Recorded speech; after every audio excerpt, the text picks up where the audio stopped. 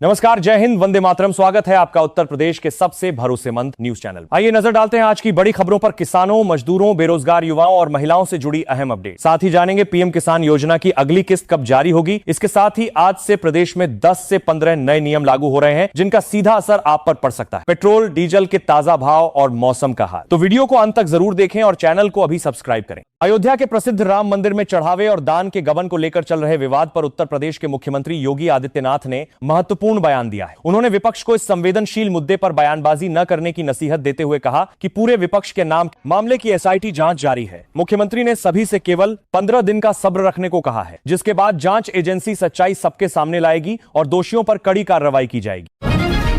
NEET UG परीक्षा paper leak मामले को लेकर जारी देशव्यापी विवाद के बीच मध्य प्रदेश में दोबारा होने वाली परीक्षा के लिए अभेद्य सुरक्षा चक्र तैयार किया गया है। छिंदवाड़ा में नीट परीक्षा के प्रश्न पत्रों को सुरक्षित ढंग से पहुंचाने के लिए वायुसेना के विशेष हेलीकॉप्टर का उपयोग किया गया। सेना और सुरक्षा के लिए कंबरी, परीक्षा के लिए महारार हासपात करने का। बलों की निगरानी में इन गोपनीय प्रश्न पत्रों को सुरक्षित स्थानों पर रख दिया गया है ताकि 21 जून को होने वाली परीक्षा में कोई गड़बड़ी न हो।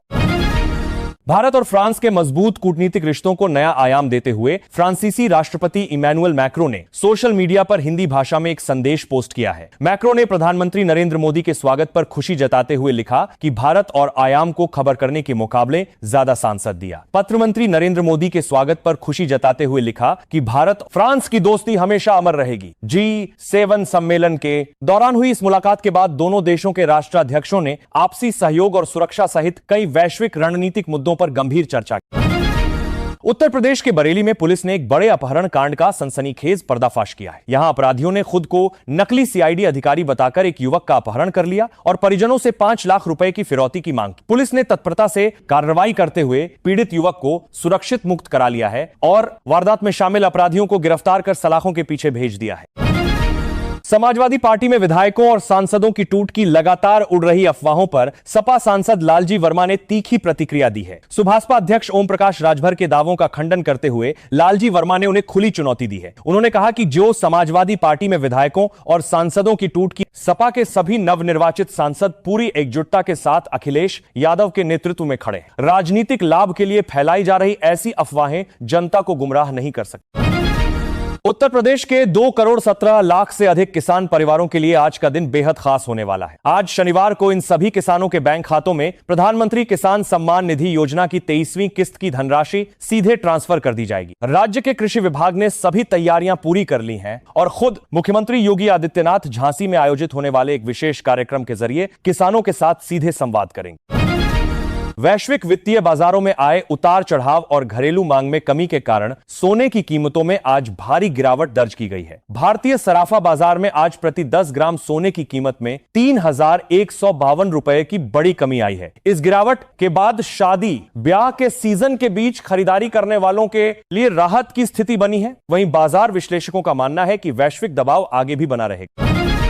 देश भर में मानसून के आगमन का बेसब्री से इंतजार कर रहे लोगों के लिए भारतीय मौसम विभाग ने एक स्पष्टीकरण जारी किया है। 11 दिनों से मानसून की रफ्तार थमी हुई है क्योंकि अरब सागर और बंगाल की खाड़ी से उठने वाली नम हवाओं को आगे बढ़ने से कुल 5 वेदर सिस्टम एक साथ रोक रहे हैं। इस रुकावट के कारण देश के 19 राज्यों में भीषण गर्मी और उमस जारी है, जिससे बारिश की प्रतीक्षा लंबी हो गई है।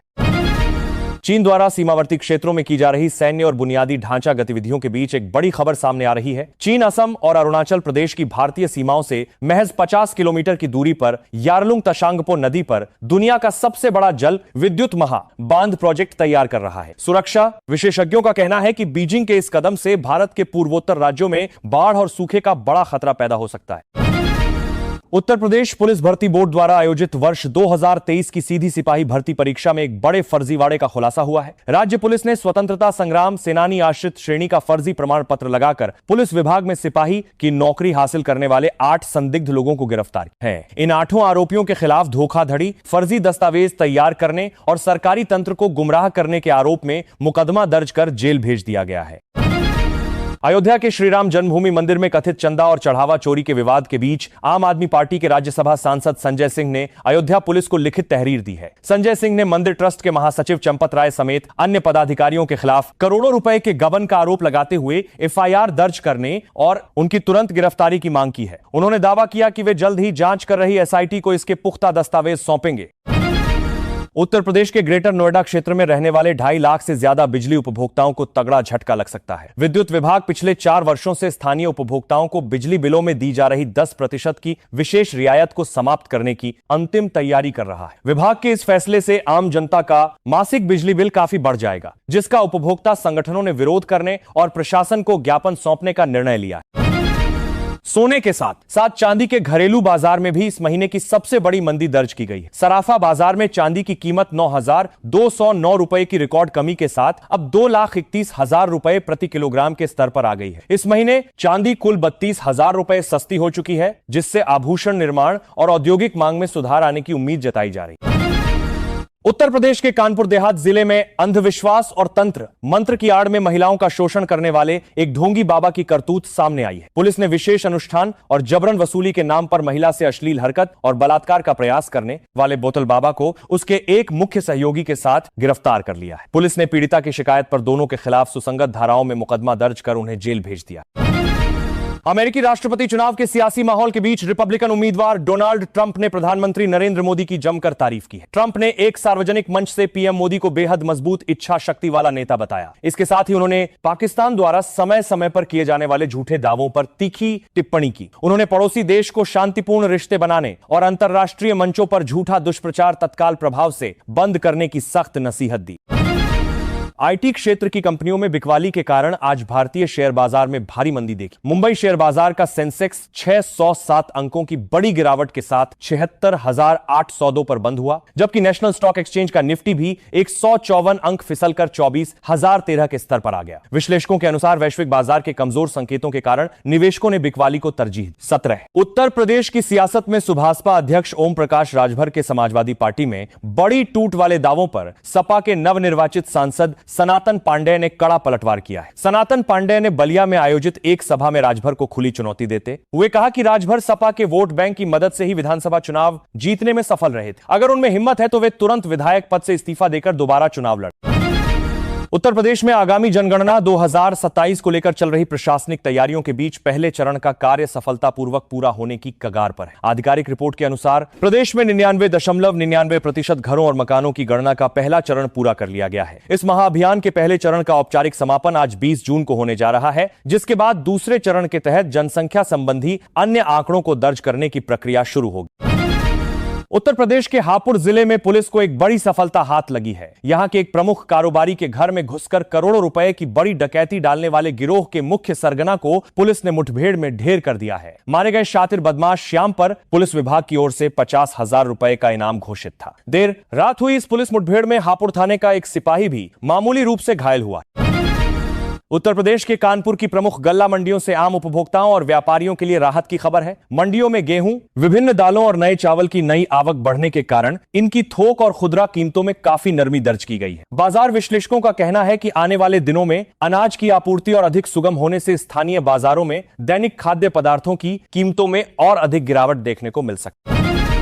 अमेरिका और ईरान के बीच ऐतिहासिक शांति समझौता होने के तुरंत बाद भारतीय ऊर्जा क्षेत्र के लिए एक बेहद सकारात्मक खबर आई है। गैस से लदा पहला विशाल एलएनजी टैंकर दिशा सुरक्षित रूप से गुजरात के बंदरगाह पर पहुंच चुका है। दोनों देशों के ज़ारा पार्ट से लदा कराई शामिल करते हैं, वो वैसे लगातार दिशा करते हैं। बाहर से लदा कराई कुशमान विशाल के बाद 2003 के संभावित को लेकर बीच हुए समझौते के बाद हॉर्मुज स्ट्रेट को जहाजों के आवागमन के लिए पुनः खोल दिया गया है, जिससे भारत की रसोई गैस और कच्चे तेल की आपूर्ति व्यवस्था अधिक सुगम होगी।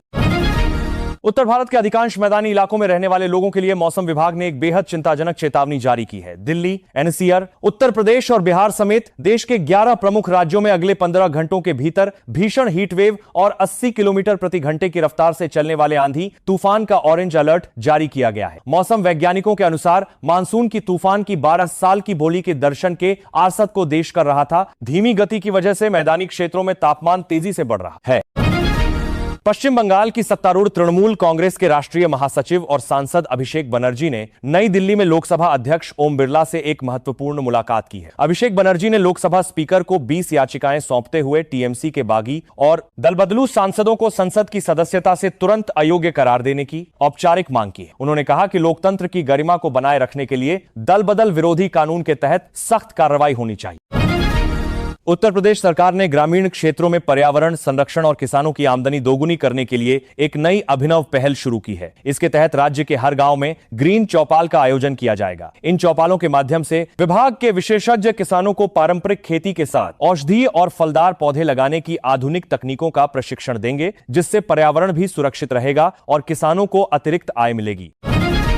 नीट परीक्षा देने जा रहे अभ्यर्थियों के लिए उत्तर प्रदेश सरकार और रेलवे प्रशासन ने संयुक्त रूप से बड़ी राहत की घोषणा की है। राज्य परिवहन निगम की बसों में नीट अभ्यर्थियों को आधे किराए पर यात्रा की सुविधा दी जाएगी। वहीं दूसरी संबंधी ने नीट परीक्षा देने जा रहे अभ्यर्थियों के लिए अग्रावत की राज्य परिवहन निगम की बसों में नीट अभ्यर्थियों को आधे किराए पर यात्रा की सुविधा दी जाएगी। और उत्तर रेलवे और पूर्वोत्तर रेलवे ने शनिवार तथा रविवार को परीक्षा केंद्रों तक पहुंचने के लिए विशेष ट्रेनों का संचालन करने का फैसला किया है, जिससे छात्र बिना किसी असुविधा के समय पर पहुंच सकेंगे। उत्तर प्रदेश आतंकवाद निरोधक दस्ते ने एक बड़े सैन्य और सुरक्षा प्रतिष्ठानों की सुरक्षा को निशाना बनाने की साजिश को नाकाम कर दिया है। एटीएस ने बुलंदशहर से 2 संदिग्ध आईएसआईएस स्लीपर सेल आतंकियों को गिरफ्तार किया है, जो पाकिस्तानी गैंगस्टर के इशारे पर काम कर रहे थे। जांच में खुलासा हुआ है कि इन आतंकियों को लखनऊ मिलिट्री कैंट और प्रयागराज के बमरौली एयरफोर्स स्टेशन की जासूसी और रेकी करने की जिम्मेदारी सौंपी गई। कांग्रेस सांसद और लोकसभा में नेता प्रतिपक्ष राहुल गांधी के जन्मदिन पर वाराणसी में एक अनोखा और विवादित पोस्टर प्रदर्शन देखने को मिला है। यूथ कांग्रेस के कार्यकर्ताओं ने राहुल गांधी को भगवान परशुराम के अवतार के रूप में दिखाते हुए एक विशाल पोस्टर लगाया और गंगा नदी में खड़े होकर उसका दूध और गंगा जल से अभिषेक किया। पोस्टर में राहुल गांधी को एक हाथ में फरसा और दूसरे हाथ में देश का संविधान पकड़े हुए दिखाया गया। उत्तर प्रदेश में जिला पंचायत और शहरी विकास प्राधिकरणों के नियमों के जटिल जाल में फंसे मकान मालिकों के लिए शासन स्तर से एक बड़ी राहत की घोषणा की गई है। सरकार ने नक्शा पास कराने की प्रक्रिया को सरल और स्पष्ट बनाने के निर्देश जारी कर दिए हैं। इसके साथ ही जिला पंचायत द्वारा पहले से स्वीकृत लेकिन विकास प्राधिकरणों के नियमों में अटके हुए मकानों के नक्शों को वैध कराने के शुल्क में भारी छूट दी गई। भारत द्वारा सिंधु जल समझौते की समीक्षा करने और इसके निलंबन से जुड़ी हालिया मीडिया रिपोर्टों के बाद पाकिस्तानी सरकार में भारी बौखलाहट देखी जा रही है। पाकिस्तानी विदेश मंत्रालय के वरिष्ठ प्रतिनिधियों ने संयुक्त राष्ट्र संघ का दरवाजा खटखटाया है। पाकिस्तान ने संयुक्त राष्ट्र से इस मामले में हस्तक्षेप की गुहार लगाते हुए आरोप लगाया है कि भारत चिनाब और सिंधु बेसिन पर बड़े बांध बनाकर उसके पानी के हिस्से को नियंत्रित करने की कोशिश कर रहा है। प्रधानमंत्री नरेंद्र मोदी के संसदीय क्षेत्र वाराणसी में बाबा विश्वनाथ के दर्शन करने आने वाले श्रद्धालुओं के लिए यातायात व्यवस्था को बेहतर बनाने की बड़ी तैयारी है। शासन ने गंगा और वरुणा नदियों के किनारे 3 नए फ्लाईओवर और एलिवेटेड सड़कों के तरफ से 1 साल बना रही है। निर्माण को अंतिम मंजूरी दे दी है। इस महत्वपूर्ण प्रोजेक्ट के शुरू होते ही शहर को जाम से बड़ी मुक्ति मिलेगी और इन प्रस्तावित मार्गों के आसपास की जमीनों की रजिस्ट्री पर तत्काल रोक लगा दी गई है। उत्तर प्रदेश के शामली जिले से एक बेहद संवेदनशील मामला सामने आया है। 2002 सोटर में संवेदनशील मामला सामने आया है, जहां वलीमे की दावत में गोमांस पकवाने और गोकशी की वारदात को अंजाम देने का गंभीर आरोप लगा है। पुलिस ने तत्परता से कार्रवाई करते हुए दूल्हे और उसके सगे मामा को गिरफ्तार कर लिया है। इस घटना के बाद स्थानीय पुलिस प्रशासन पूरी तरह मुस्तैद है और गांव में सुरक्षा व्यवस्था कड़ी कर दी गई है, ताकि क्षेत्र में सांप्रदायिक सद्भाव और शांति बनी रहे। उत्तर प्रदेश की प्रमुख थोक मंडियों से घरेलू बजट को प्रभावित करने वाली बड़ी खबर है। मंडियों में आलू, प्याज और लगभग सभी प्रमुख हरी सब्जियों की कीमतों में भारी उछाल दर्ज किया गया है। विशेष रूप से टमाटर की थोक कीमतों में प्रति किलोग्राम 10 रुपए तक की सीधी तेजी आई है। व्यापारियों का कहना है कि भीषण गर्मी और मानसून की देरी के कारण खेतों से सब्जियों की आवक कम हो रही है, जिससे दाम बढ़े हैं। मुख्यमंत्री योगी आदित्यनाथ ने उत्तर प्रदेश के देवीपाटन मंडल के सर्वांगीण विकास के लिए एक बड़ी ऐतिहासिक सौगात दी है। उन्होंने मंडल के विकास कार्यों से जुड़ी 4,901 करोड़ रुपए से अधिक की लागत वाली 1,009 विभिन्न कार्य परियोजनाओं के प्रस्तावों को अंतिम मंजूरी दे दी है। इन परियोजनाओं के पूरा होने से मां पाटेश्वरी देवी शक्तिपीठ और अन्य प्रमुख धार्मिक तथा पर्यटन स्थलों को जोड़ने वाले 13 प्रमुख संपर्क मार्गों का कायाकल्प होगा। तकनीकी क्षेत्र में उत्तर प्रदेश के प्रयागराज स्थित आईआईटी इलाहाबाद के वैज्ञानिकों ने एक बड़ी कामयाबी हासिल की है। वैज्ञानिकों की टीम ने एक ऐसा अनोखा आर्टिफिशियल इंटेलिजेंस यानी एआई मॉडल विकसित किया है, जो भारी मूसलाधार बारिश और मंदरी में आंधी तूफान के बीच भी सड़क पर चल रहे वाहनों की बिल्कुल सटीक पहचान करने में पूरी तरह सक्षम है। इस अत्याधुनिक तकनीक के उपयोग से भविष्य में सड़क सुरक्षा प्रणालियों को अत्यधिक मजबूती और सुगमता मिलेगी। चलिए दोस्तों, अब जान लेते हैं आज का राशिफल। मेष, सिंह और कुंभ राशि वाले जातकों के लिए आज का दिन करियर और व्यापार में बड़ी सफलता लेकर आएगा। कर्क, तुला और मकर राशि के जातकों को धन लाभ के विशेष अवसर मिलेंगे। वहीं मिथुन, कन्या, धनु और मीन राशि के जातकों को अपनी सेहत के प्रति सजग रहने और मानसिक तनाव से बचने के लिए थोड़ा सचेत रहने की आवश्यकता है।